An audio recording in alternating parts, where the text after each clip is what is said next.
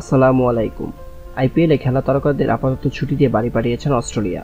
লম্বা সময় পরিবার থেকে দূরে ছিলেন তারা, যে কারণে বিশ্বকাপ স্কোরে থাকা খেলোয়াড়দের মানসিকভাবে চাঙ্গা করতে এমন সিদ্ধান্ত নিয়েছেন অস্ট্রেলিয়া ক্রিকেট বোর্ড। ক্রিকেটারদের ছুটি দিয়েই এর মধ্যে বিশাল বিপাকে পড়েছেন অস্ট্রেলিয়া। ক্রিকেটাররা ছুটিতে থাকায় নামিবিয়ার বিপক্ষে বিশ্বকাপের প্রস্তুতি ম্যাচে অস্ট্রেলিয়া স্কোরে ছিলেন মাত্র 9 জন নিয়ে কিভাবে ম্যাচ খেলবেন এই নিয়ে বেশ চিন্তায় পড়ে যান অজিরা। শেষ পর্যন্ত উপায় না পেয়ে খেলোয়াড়দের ঘাটতি পূরণ করতে কোচ আর নির্বাচকদের মাঠে নামিয়েছেন অস্ট্রেলিয়া, যা দেখে রীতিমতো সবাই অবাক হয়ে যান।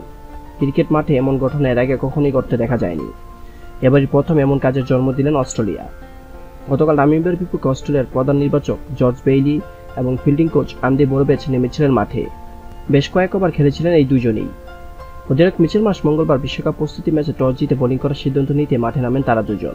জর্জ বেইলি নিজের সময়ে ছিলেন অস্ট্রেলিয়ার সেরা ফিল্ডারদের মধ্যে একজন।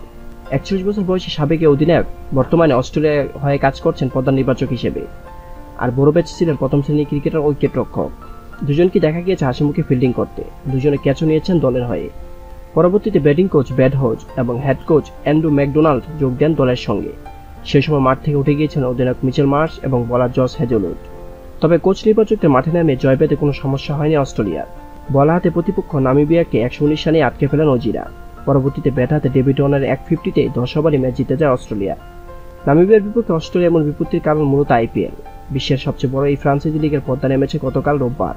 এর জন্য অস্ট্রেলিয়ায় বিশ্বকাপে জায়গা পাওয়া বেশ কিছু ক্রিকেটার ছুটিতে আসেন আইপিএল শেষ হতেই, যার কারণে খেলোয়াড় সংকটে কোচ নির্বাচকদের মাঠে নামিয়ে বিশ্বকাপ প্রস্তুতি ম্যাচ খেলেন অস্ট্রেলিয়া, যা ক্রিকেট ইতিহাসে এক বিরল ঘটনার সাক্ষী হয়ে রইল।